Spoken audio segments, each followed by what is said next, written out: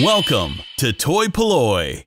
Hello and welcome to another video from toy-polloi, and in today's video we're going to be looking at repairing this vintage Masters of the Universe battlebones. Now if you own a battlebones that isn't broken, you are going to be one of very few people in the world, because pretty much every battlebones you will see has some of the clips broken. The battlebones is a carry case that's designed to hold 12 of the Masters of the Universe figures, and each of them is held in place by these clips on the side that look like the ribs of this sort of dinosaur, and those clips do have a tendency to break. So more often than not, when you see a battlebones, some if not all of those clips will be broken, and today the plan is we are going to fix and repair the clips on this battlebones so that it can be used again.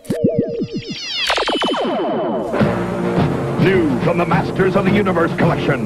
Get up, battlebones! The collector case that carries more than warriors, more than weapons. Your parents put it together.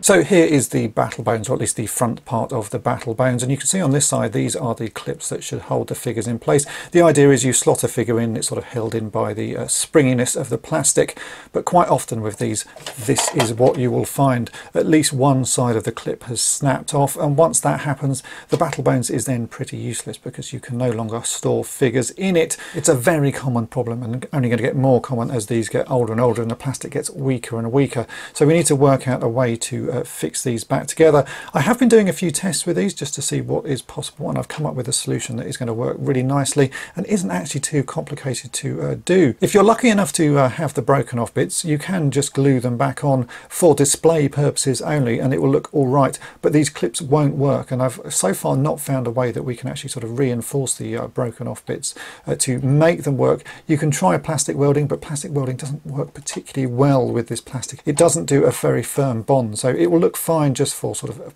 as I say, display purposes, but if you try and use it they will snap off again. We could try to put some reinforcement in there, but I just don't think it's going to work. There's not a huge amount of plastic at this end and it's very thin here, and whatever you do is still going to be quite brittle. So we need to come up with another way to make these clips again, and I can show you a quick test that I've been doing over on this side. You can see here, this is one I have made myself. I've yet to paint it, but you can see the clip is in place and it does actually work. You can put figures in there and it is held on really firmly. So let me show you the process that I went through to make this replacement clip. So the starting point for this project is some 3mm styrene sheet. So you can see this is 3mm thick styrene sheet. Normally I use a thinner sheet than this, but for this project we need the thicker stuff because these original clips are 3mm thick. And what we've got to do is cut some 6mm wide strips of this off. It's a little bit harder to cut than the normal sort of 2mm stuff. I'm going to score a line at 6mm. I'm going to flip it over and then score a line on the other side, and that will enable it to snap quite cleanly. And we're going to need 2 of these. I've got quite a lot of these clips to replace. You can see there are 2 on here and there are 2 on this one. I should be able to make 3 out of each strip, but the process for making them, I'm a little bit sort of unsure of how to do it, so I'm going to make extra ones just to make sure I've got lots of sort of options to go with. So I'm going to cut 2 6mm wide strips out of this 3mm thick styrene sheet. So let's get those cut and then we can start shaping the clips.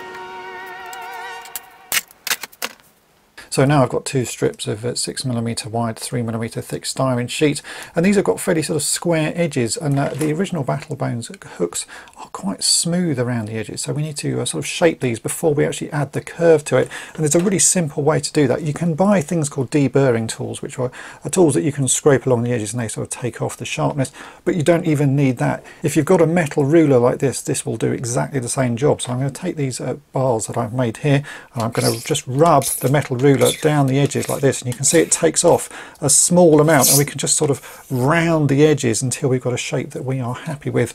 We get all of these nice little shavings of styrene, which you need to keep because these will become useful later on in the project. So let me do a little bit of rounding with these and get them shaped how I want.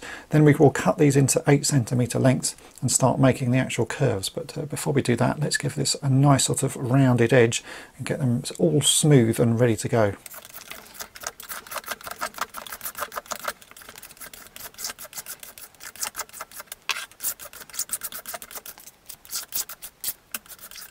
Toy-polloi. That is incorrect. Try again. Now we've got these 8cm long pieces, we can get to shaping them, and we need to bend them to match this U shape. I've measured the diameter of this U, or the inside diameter, and it's about 21mm. So I've just sort of had a search around to find something that is a similar size, and I found this pot of, this is actually super glue remover, and the top of this is about 21mm. It had a ridged finish, so I've just actually stuck a piece of tape around it just to hide the ridges. And what we're going to do is now heat up these strips of styrene and bend them around the top of this bottle to try and recreate the shape, the U shape. So I have my hot air gun here, and I'm going to gently heat up this piece of styrene until it starts to feel sort of fairly floppy. Then I'll shape it, and you've got to shape it quite quickly because it doesn't stay floppy for long. So let's get heating this, and we'll see if we can actually get some of these shapes made. I need 4 of them, so I've actually cut a few more of these pieces just so I've got some sort of test pieces, because in my earlier tests this is what happened to some of them. I failed abysmally, but I'm getting slightly better at it as I go along, so I'm hopeful that I'll be able to make all of these into that shape. So I'm now going to use this heat gun to heat up this plastic, and if you're using a heat gun yourself, do be very careful, they do get incredibly hot.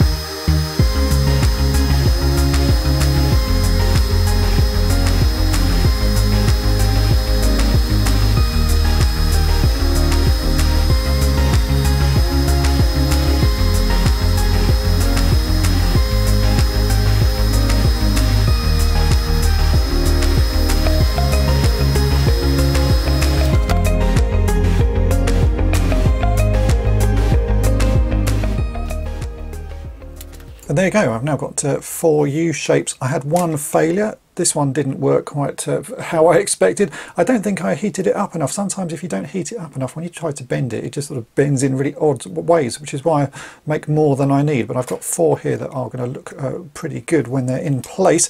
And you can see that the curve matches very closely to the original one. So as long as you've got a bottle or something that's about the right diameter, you can shape these pretty easily. So that's the starting point. We now need to trim these to size because they're a little bit long. So I'm going to measure these up onto the original hooks here and just trim the ends off to make sure that they are the right length. And then I'm also going to stick little bits of styrene on so that we can shape some of these hook pieces. So the bits I cut off, I'm then going to stick back on with some plastic weld and then do a little bit of shaping until we've got these hooked pieces. But that's a fairly straightforward process. It shouldn't take more than about sort of 10-15 minutes to get them all shaped up and looking like the proper hooks that we have here. So yeah, let's get these trimmed up and add the extra bits on, and then we can see about attaching them to the battlebones.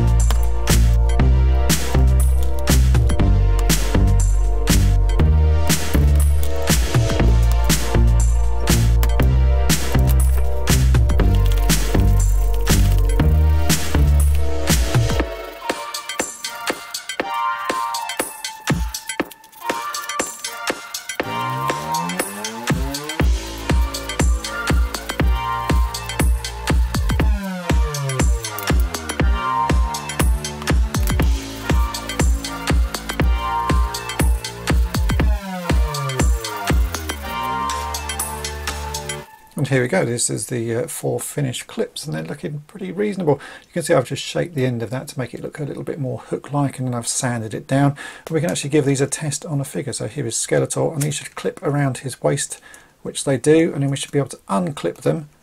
Yeah, like that. So that's going to be a pretty good clip. Now we've got to attach these to the battle bones, and before we can do that we actually need to do a bit more modification to the battle bones. We've got to remove the clip that isn't broken, so the side that isn't broken, and I'm going to use my Dremel to sort of sand back this part so that it's a lot more flush. There is a very thin wall, you can see here there's a very thin wall where the original clip was, and I'm going to sand back and leave a little bit of that wall, because what I want to do is super glue these in place. So there needs to be a nice sort of large surface area that we can super glue onto. And the reason I'm using super glue is because plastic weld works great on this styrene stuff. It doesn't particularly bond to the plastic that this is made of, so we're going to have to super glue that in place, and that should actually hold really pretty well. So yeah, we're going to take this out into my garage and do a lot of dremeling, because I've got a lot of plastic to remove. I don't want to do that in here just because it's going to make quite a lot of mess. And before we do that, let's just clip these off. I'm just going to use some plastic nippers just to cut the remnants of those ones off, and the same on this front one. I'll just cut the remnants of those off, and then we'll get dremeling.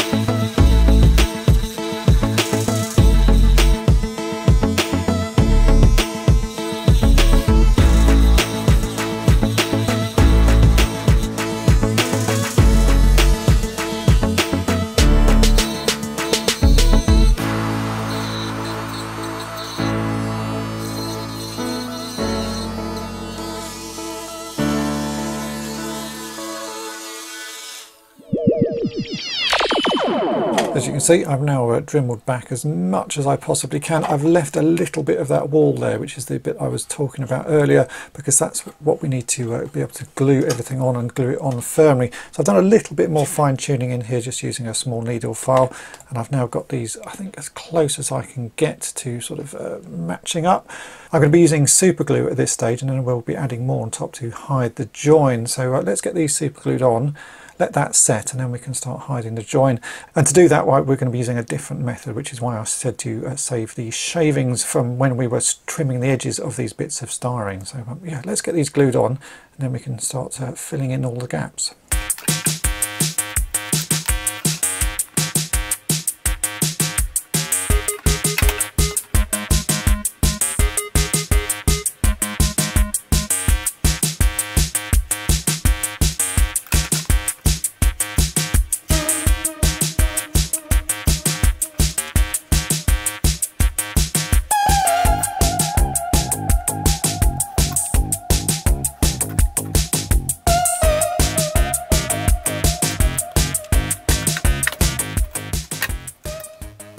So these are looking good now. They're very firmly held on because there's a nice lot of surface area for the super glue to work on. That's what you need when you're doing things like that. A lot of surface area, and all the tension on this clip is going to be sort of pushing outwards.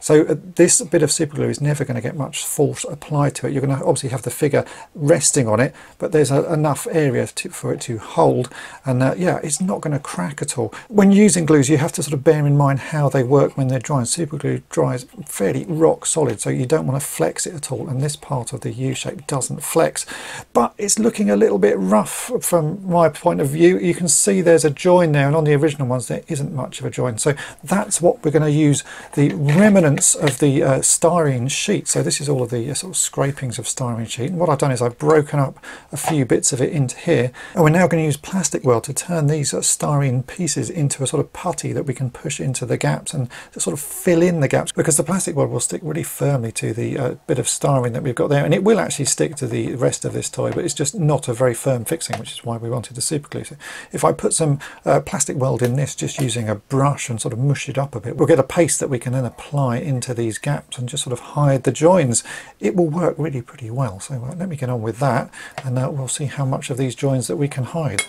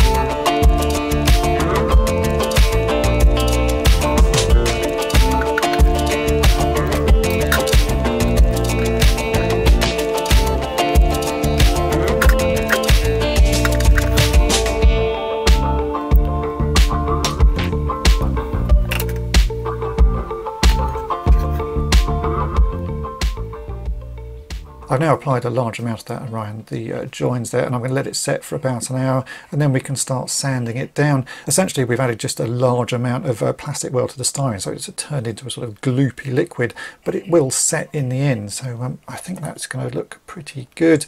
You can see though the joins are starting to hide, and yeah, a bit of sanding once that's had time to set, it's going to look really nice. I've done the ones on this side as well, so these are, again, will take about an hour to dry, and then we can start sanding it. But currently I'm very pleased with how these are looking.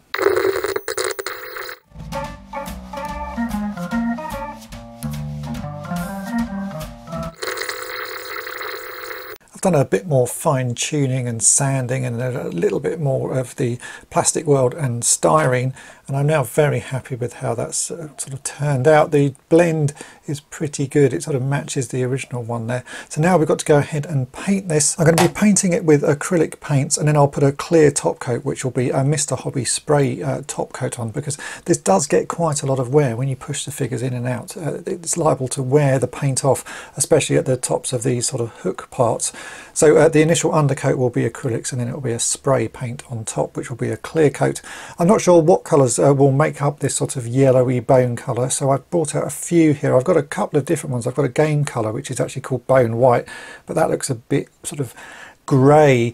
So I've brought out some other ones. I've got a beige, and I've got a yellow here, and I've got a white, and I'm just going to sort of mix until I get something that matches, because this is quite a creamy colour, so possibly needs quite a bit of yellow in there and some white. So let's get mixing, and we'll get all of these bits painted up, and yeah, it should look really good then.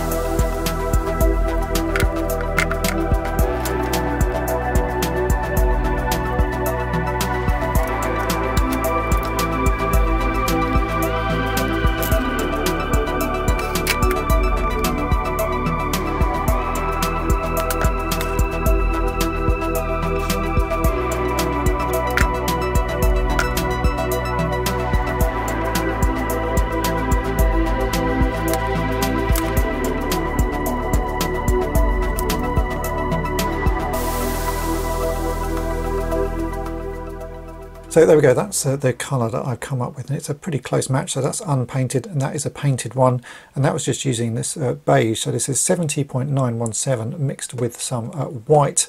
I think that's as close as I'm going to get. I'm now going to let this dry, then I will take it out into the garage and give it a top coat with some Mr. Hobby semi-gloss clear varnish, and that should then protect it, which means when we put the figures in we're not going to scratch the paint. But first up, let's let this dry.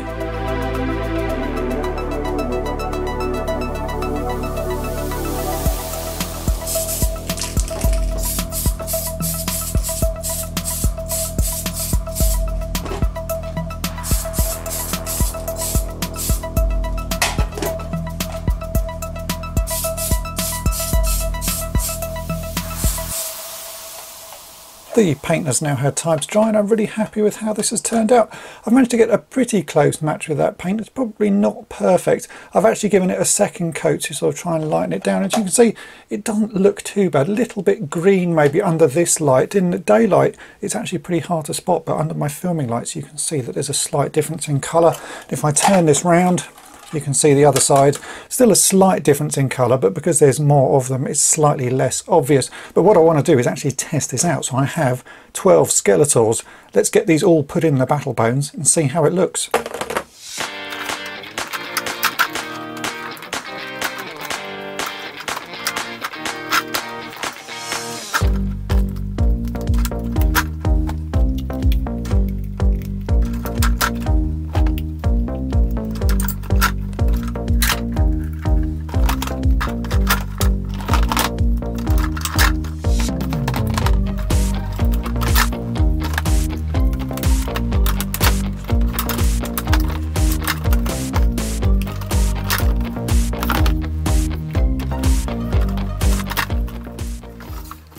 And I have to say, now I put all of those in place, that looks pretty impressive. I like to see that many Skeletors in a battlebones. All of the clips appear to be working. None of them made any sort of creaking or cracking noises as I was fitting Skeletor in. And everybody seems pretty firmly held in place. So I think that is a really very sturdy fix, and I'm happy with the results. As I sort of mentioned, you can see the paint is pretty hard to spot. By the time we've got all of these Skeletors in, you can't actually see which of these clips has been repaired. So I'm going to class that as a pretty good fix. So that is it for this video. We've taken what was a pretty beaten and battered old battlebones and turned it into a very displayable piece, and a piece that actually works once more, because as I mentioned right at the start of this video, the battlebones is one of those He-Man and the Masters of the Universe toys that you always see broken, and when those clips are broken, it's a pretty useless toy. But now we have replaced all of the clips, and as you can see, I can now carry these toys around once more. So it is a fully working battlebones. And that was the plan at the start of this video. I wanted a fully working displayable battlebones, and that is exactly what we've got. If you've enjoyed this video, then make sure to hit the subscribe button and tap the bell to be notified each time I upload a new video. And thanks for watching. Thanks for watching toy-polloi. Subscribe for more great videos. You can also follow toy-polloi on Twitter, Facebook, and Instagram.